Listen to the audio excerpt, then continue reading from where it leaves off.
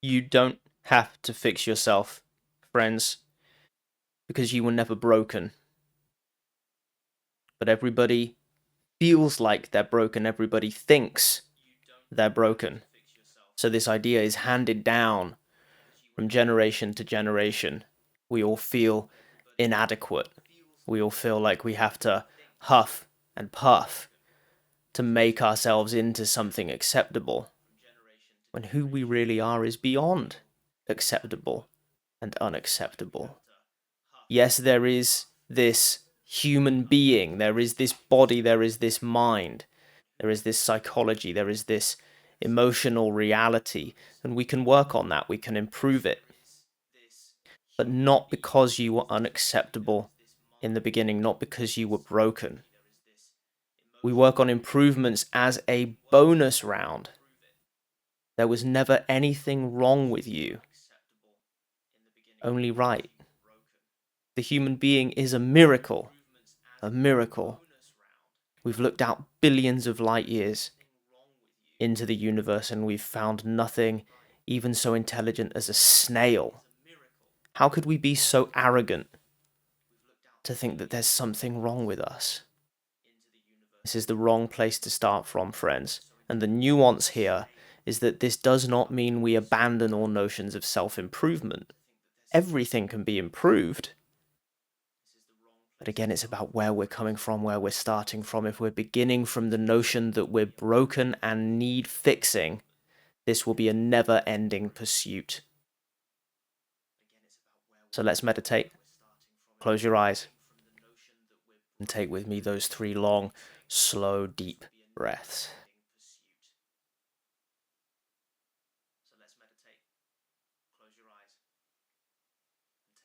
Keep those going if they're feeling good, or return to your more natural rhythm of breathing once you're done with those 3 grounding breaths. And let's consider, does an infant think that it's broken? Does an infant think that it needs to fix itself? Of course not. The infant thinks nothing. But very soon, as that infant starts crawling around, starts taking its first steps, begins to talk, begins to interact with other humans, very soon that infant is told, don't do that, do this.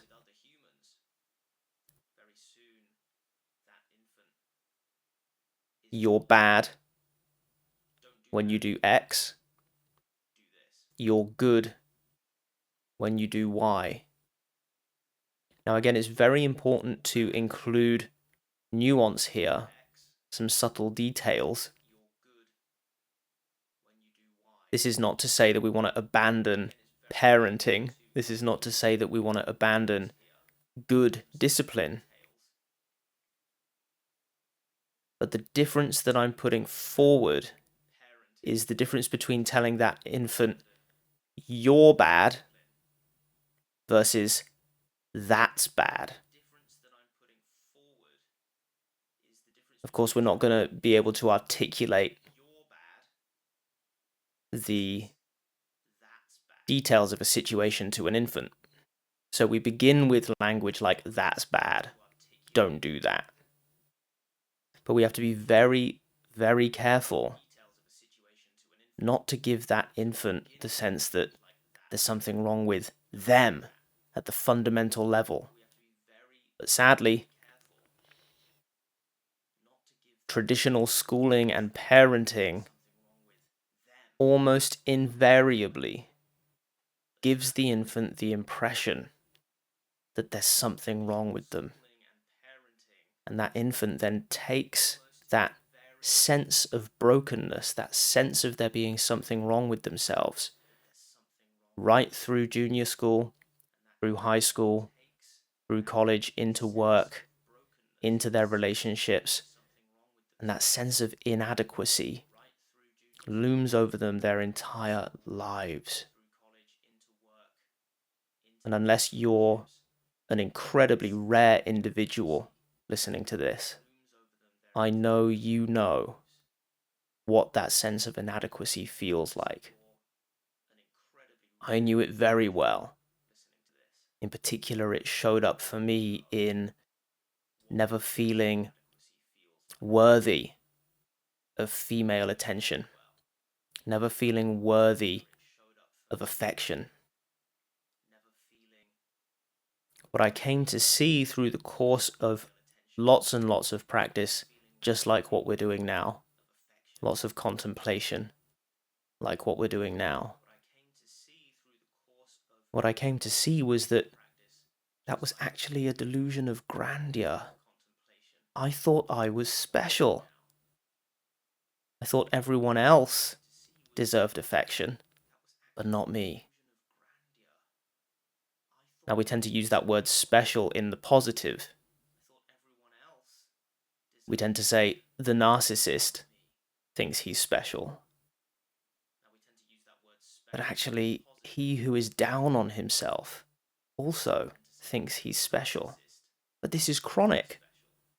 Almost everyone, out of all 8 billion of us, we all think we're special. We all think that we alone have some secret quality that makes us unacceptable to others. We come through our formative years with this sense that everyone else is okay, everyone else is attractive, everyone else is clever, everyone else is talented, but not me.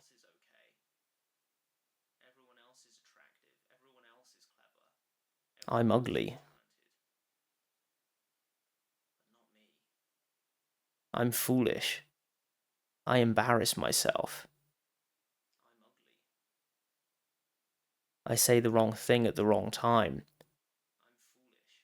I blew that opportunity in 2012. I don't work hard enough. I'm lazy. It's so easy to criticize ourselves. But the reason that we do this is only because that's the voice that was installed in our minds. By a parenting and educating tradition that chooses punishment over reward.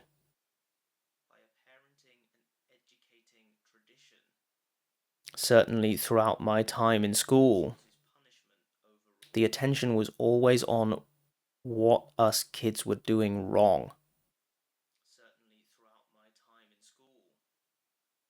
Terrible punishments were handed out.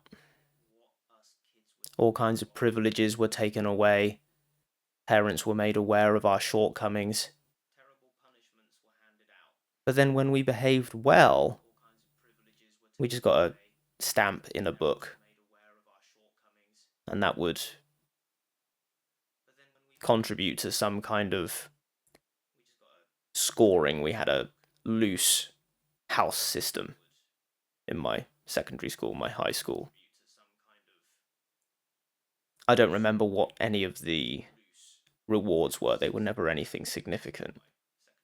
But the punishments were being handed out daily. Many, many times a day.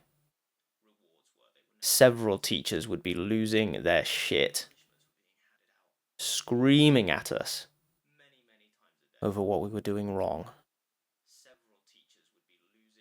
So rarely did they champion what we were doing right. And we know now this is rudimentary psychology. Hell, we knew then that positive reinforcement works. My hope is that schools are beginning to catch on to this. I hear whispers that things are changing slowly. But for those of us who have already been through that system and came out of it with a reinforced sense of inadequacy, what do we do about it? What do you do about it if you're listening to this and you're still carrying that sense of inadequacy? Well, what I did was what we're doing right now. Meditation, contemplation. on these subjects and then turning that contemplation into investigation of this sense of inadequacy in my direct experience. I'd look right at the sensations to which I attribute the label sense of inadequacy. I'd look at that assumption that I was broken and needed fixing. And as I meditated on this, as I watched for that throughout my days, as I contemplated these topics, as I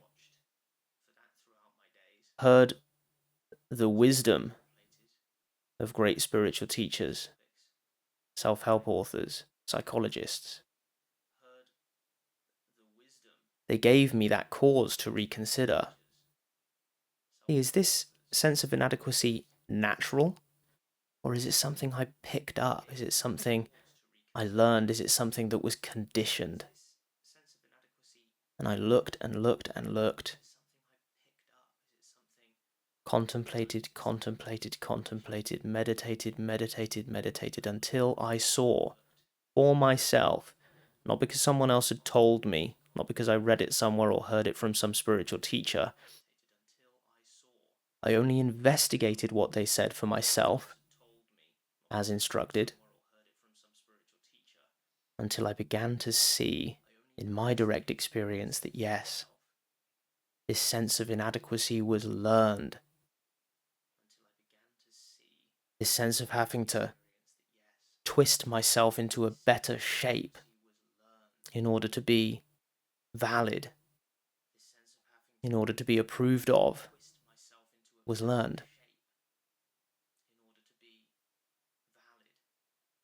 And we all know, he who seeks validation is less likely to get it. He who validates himself is validated from the start, and so makes it easy for others to feel that he's valid, that she's valid. Again, this does not mean we abandon self-improvement on the relative level. It's to know that on the absolute level, we are and always have been perfect. Perfect. How can I say this? Because I know who you really are, friends. You are not this body that needs improvement. You are not this psychology that needs improvement. You are not this person who needs improvement.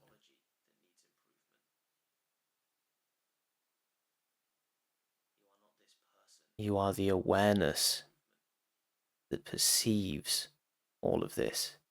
The awareness in which every experience of yourself that you've ever had has come and gone.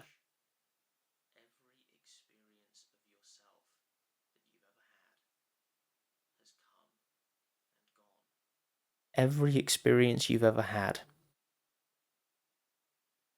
has come and gone.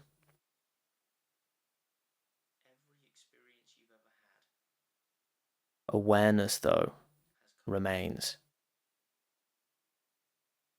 Awareness is the only thing that we can take to be who we are, sensibly. We only need basic reasoning to see. Most people have had the experience of looking in the mirror and feeling like, I'm the same me looking out from behind my eyes. My face has changed, my body has changed, my mind has changed, everything about me has changed. But I am the same me. I am the same I. Now, if you continue this path of inquiry, you'll discover you're actually not looking out from behind your eyes. That too is a sensation, an assumption. That experience of looking out from behind your eyes is also something which comes and goes. And you see eventually that what you are is equal only to space. It's the only thing we can liken it to.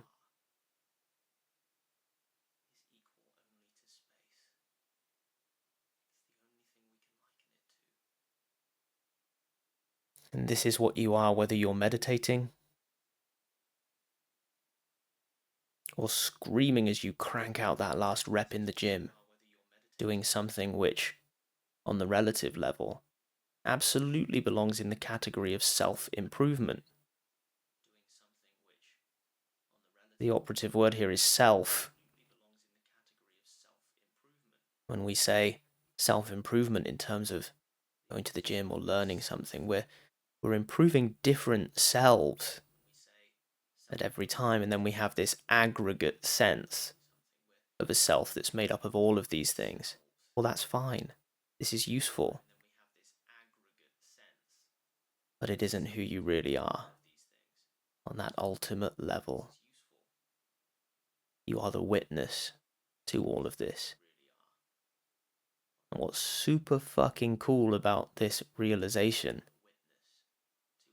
is that the less you identify with the contents of awareness, and the more you identify as awareness itself, the easier and easier it gets to do those things we call self-improvement. So everyone had it backwards for you all along, friends. Everyone told you, you're rotten, you suck, you must go and improve yourself.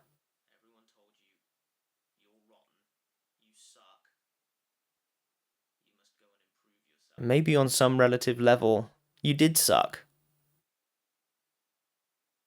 But the important context, the important perspective, the important view to uphold is that that is precisely relative.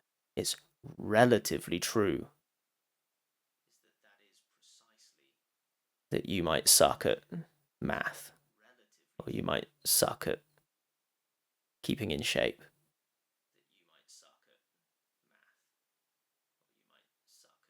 On the absolute level, this is all just passing show. Now, the danger here is that you realize this and you check out and you say, oh, well, I'm not really the body, I'm not really the mind. I'm awareness, therefore I don't have to do anything. It's true, you don't have to do anything, but you're not going to benefit anyone with that attitude. And there is this vivid appearance of a human being living in a world with other human beings. This is not to be neglected. We don't have to check out of life in order to realize this ultimate truth of our being. And in fact, what we see is, with realization comes greater and greater effectiveness. And now the only game in town is to benefit people. And of course, in so doing, you benefit yourself. Life becomes a celebration. Everything is a bonus, including anything you might do to, quote, improve yourself.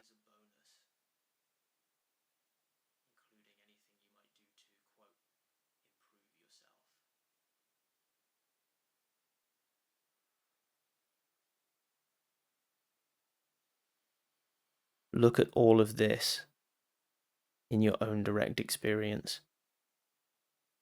Confirm or deny everything I've said here for yourself.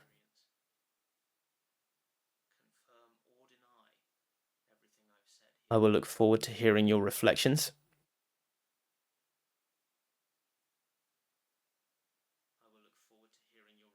And if you enjoyed this meditation, this contemplation, tune in tomorrow, and the day after that, and the day after that. I'll be here. Hit that bell if you want to be notified when these videos drop. Until next time, friends.